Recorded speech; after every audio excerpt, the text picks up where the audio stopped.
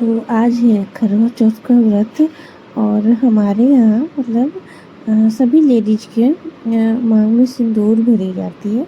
मतलब जो बड़ी होती है वो, लेकिन मतलब मांग में ही नहीं, मतलब नाक से ऊपर तक, जो मतलब देखने में भी अच्छा लगता है और शुभ माना जाता है। किसी भी तीज त्योहार को लेडीज के नाक से लेके मांग तक सिंदूर, और वो भी हमारे जो सिंदूरे के सिंदूर होते हैं उससे, जिससे हमारी शादी हुई होती है उससे। क्योंकि ये बहुत ही अच्छा रीति रिवाज है, अच्छा भी लगता है, चेहरा खिल उठता है। ऐसे ही सिंदूर पड़ती है तो चेहरा के नाक से ऊपर तक तो चेहरा और भी खिल जाता है। तो हमारे यहाँ मतलब सभी का ये होता है। और ये जो हमारे साथ व्रत करते हैं या नहीं भी करते हैं, जो सबसे बड़ी होती है सास या जो भी जेठानी, वो हमारे मांग में पूरी तरह सिंदूर भरते हैं, क्योंकि ये अच्छी मानी जाती है। और करवा माता की पूजा होती है विधिवत। हम लोग 3 लोग हैं पूजा करने वाले, तो हम तीनों का करवा और सारे फलहार, मिठाइयाँ, पकवान। और पकवान में खीर सबसे स्पेशल होता है, क्योंकि खीर को भी शुभ ही माना जाता है। तो हम लोग खीर जरूर चढ़ाते हैं। और उसके बाद हम लोग कथा कहेंगे, जो बड़ी होती है ना, उनसे कथा हम लोग सुनते हैं, क्योंकि बड़े लोगों से तो ऐसे भी कथा पूजा पाठ सुनना चाहिए, तो अच्छा लगता है। इसलिए आज जो व्रत है हमारे लिए बहुत स्पेशल है। हम सारी लेडीज आज के दिन वेट करते हैं आज के दिन का, क्योंकि ये अच्छा लगता है, एक एक अजीब सा ही सजने संवरने का, और एक दूसरे को टाइम देने का। और कुछ कुछ पल जो होते हैं ना, कि भगवान की पूजा में थोड़ा सा रहना अच्छा होता है।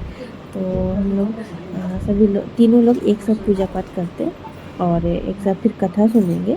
क्योंकि जो हमारी चाची सास है, तो वो हम लोग को कथा सुनाएंगे। मैं पूरा कथा तो नहीं डालूँ, क्योंकि उसमें बहुत टाइम है, हम लोग 2-3 कथा सुनेंगे। तो क्योंकि बिना किसी भी तीज हो या करवा चौथ हो या जीवित पुत्रिका का व्रत हो, इन सब में ना कथा बहुत महत्वपूर्ण होता है। जिससे थोड़ा सा भगवान के प्रति आस्था और एक दूसरे के प्रति मतलब समर्पण जरूरी होता है। और ये बहुत ही अच्छा लगता है, बहुत ही अच्छा लगता है। कोई फेस्टिवल, बहुत कलरफुल फेस्टिवल है। सारी लेडीज के हाथों में भरी भरी मेहंदी है, भरी भरी चूड़ियाँ होती है, वो बहुत मतलब औरतें खिल जाती हैं। और बहुत ही मतलब उत्साह का पर्व होता है। हम लोग वेट करते हैं पूरे साल इस दिन का, सभी लेडीज वेट करते होंगे, ऐसा नहीं कि सिर्फ मैं ही, सभी लेडीज ही वेट करते होंगे। तो हमारी पूजा होगी, हो रही है। और हम लोग एक एक करके पूजा करेंगे, क्योंकि फिर हम लोग ज़्यादा वो हो जाता है पारंपरिक तरीके से। मेरी पूजा होगी, अब मेरी ननद पूजा करेंगी, क्योंकि अब उनकी बारी है।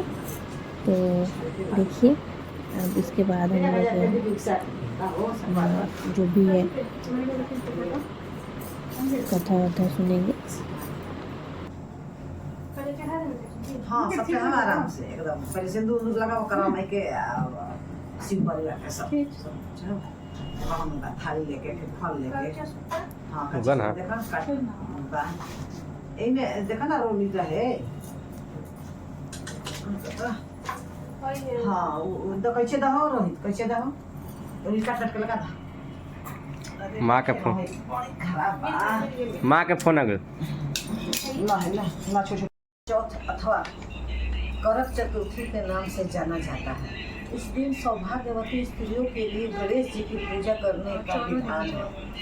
भारतीय वडम में गणेश जी की पूजा किसी भी कार्य के प्रारंभ में करने की प्रथा सदैव से ही रही है, क्योंकि सभी देवियों में इन्हें अनादि देव माना गया है। देवों में अतः गणेश जी की पूजा सर्वप्रथम होती है। भगवान श्री शिव पार्वती ने भी अपने विवाह काल में सर्वप्रथम गणेश की पूजा की थी। सुनिए ना, पार्वती जी अपन विवाह काल में सबसे पहले गणेश जी की पूजा कर रही।